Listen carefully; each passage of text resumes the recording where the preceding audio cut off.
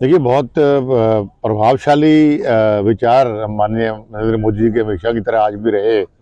चाहे वो शिक्षा की बात थी, स्वास्थ्य की बात थी, गंगा मैया की सफाई की बात थी, पर्यावरण की बात थी, प्राचीन हिंदुस्तान को बढ़ावा देने की बात थी। तो हर पहलू को उन्होंने टच किया और मैं समझता हूँ ये बहुत प्रेरणा वाली बात नौजवानों के लिए खास तौर पे थी। एक कांग्रेस की भारत जोड़ो यात्रा चल रही है, उस हरियाणा में और प्रदेश में क्या देखते हो? क्या कुछ नहीं, कोई फ्यूचर नहीं है। ये लोग बस अपने जो बचे कुछ ये लोग हैं उनको बचाने का प्रयास है।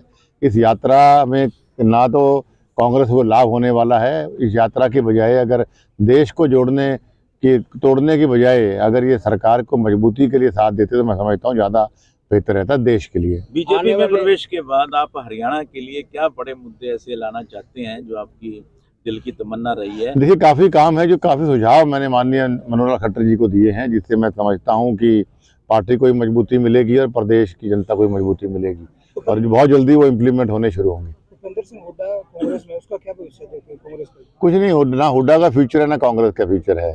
उपेंद्र सिंह हुड्डा की गलत कार्यशैली की कारनामों की वजह से और भूमाफिया प्रवृत्ति की वजह से लोगों ने कांग्रेस से बाहर हुए थे, उनका मोह जो भंग हुआ था और दोबारा वही चेहरा आगे करने से मैं समझता हूँ वही भ्रष्टाचार की पुरानी चीजें लोगों के जहन में आ गई तो कांग्रेस पार्टी खत्म हो जाएगी। भव्य को मंत्री बनाने की इसका जवाब तो मनोहर लाल खट्टर जी दे सकते हैं। हमारी प्राथमिकता है कि आदमपुर के हिसार के हरियाणा का विकास होना चाहिए। आपकी हाईकमान से भी कोई बात हुई है इस बारे को लेकर, मंत्री बनाने को लेकर? देखिए, मैं पर्सनल बात चर्चा नहीं करूंगा। जैसे मैंने फिर दोहराऊंगा, मेरी प्राथमिकता कि भाई आदमपुर हल्के का संपूर्ण विकास हो, हिसार लोकसभा क्षेत्र का संपूर्ण विकास हो, हरियाणा प्रदेश का संपूर्ण विकास हो। उसमें जो हमारा योगदान रहेगा वो देंगे हम। बीजेपी में अभी गए हो, कांग्रेस और बीजेपी में क्या फर्क दिख रहा है? देखिए, भारतीय जनता पार्टी बहुत सिस्टमेटिक और ऑर्गेनाइजेशन वाली पार्टी है। यहाँ ऑर्गेनाइजेशन के हिसाब से सिस्टम चलता है और जो पार्टी अपने गांव से लेके ऊपर तक कार्यकर्ताओं की मजबूती और उनके सुझाव पे काम करती है, निसंदेह उसी पार्टी का फ्यूचर है।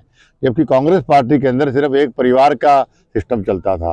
तो ये बहुत बड़ा फर्क है और बहुत बढ़िया फर्क है। पंचायती राज के अभी चुनाव हुए हैं, जिला परिषद के, ब्लॉक समिति के, सरपंचों के, यहाँ भी हुआ है, तो कैसे नतीजे यहाँ पर आए हैं? देखिए, बढ़िया नतीजे। हमारे समर्पित लोग थे वो बहुत बढ़िया तरीके से जीते हैं और वैसे ये भाईचारे का चुनाव होता है, इसमें किसी पार्टी से जोड़ के देखा नहीं जाता। भाईचारे का चुनाव होता है, व्यक्तिगत लाइक डिसलाइकिंग का चुनाव होता है। और जहाँ तक आदमपुर की बात मैं अगर करूँ तो आदमपुर में 21 में से 19 मेंबर हमारे ब्लॉक समिति के अंदर जीते हैं और सरपंचों के अंदर भी हमारे 51 में से 43 सरपंच हमारे समर्पित बने। लेकिन बाकी भी हमारे घर के, मैंने कहा भाईचारे का चुनाव है, इसको किसी पार्टी से जोड़ के नहीं दिखना चाहिए। एक इनेलो का एक ही विधायक है, वो कह रहे हैं सरकार बनाएंगे आने वाले कांग्रेस और INLD एक इतिहास बन चुका है, उनका भविष्य में कोई रोल नहीं है। They are finished. आगे मुकाबला बीजेपी का और कांग्रेस का ही होने वाला है, जेजेपी बीजेपी कांग्रेस का। आम आदमी पार्टी ने एंट्री मारी है हिमाचल में, हरियाणा में भी संभावना है।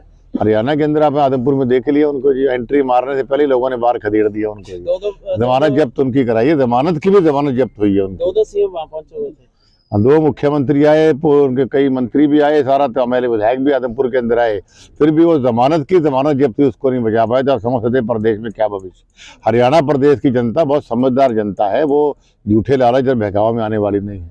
वो माननीय मनोहर लाल खट्टर जी की कार्यशैली और नरेंद्र मोदी जी की नीतियों से प्रभावित है और हम तीसरी बार सरकार केंद्र में दोनों जगह बनाएंगे। Thank you.